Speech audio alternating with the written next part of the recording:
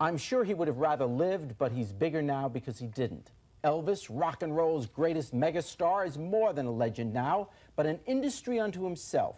And the commemorative stamp, issued tomorrow on what would have been his 58th birthday, doesn't establish that fact, it simply recognizes it.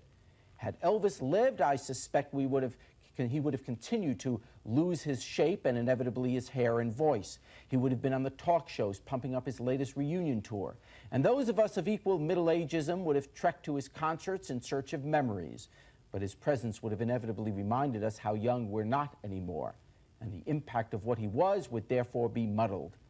But it's not muddled now because his much too early death forever froze in time our image of him. A young, cocky, brash symbol of our youth. The sideburns, the ducktail hairdo, the collar up and back, rolled up sleeves, the crooked grin, the gyrating hips that Ed Sullivan wouldn't let us see. Defiance of the otherwise sleepy 50s. Music would be our road out of complacency, rock and roll our vehicle, Elvis the driver. The first icon of pop culture for a new post-war generation. And with all due respect to all the rock singers since, with a possible exception of the Beatles, nobody so transcended the medium and defined the generation so much as the King. To call it a simpler time is not exactly true, but we certainly were more innocent.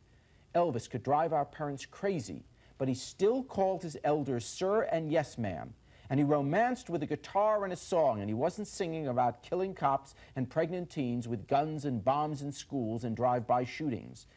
It seemed so much safer to be young then, and so much easier, and so much more romantic.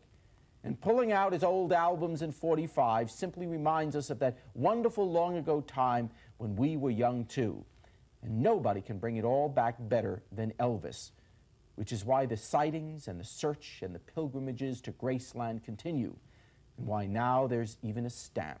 Finally, Elvis can be licked, but he could never be beaten.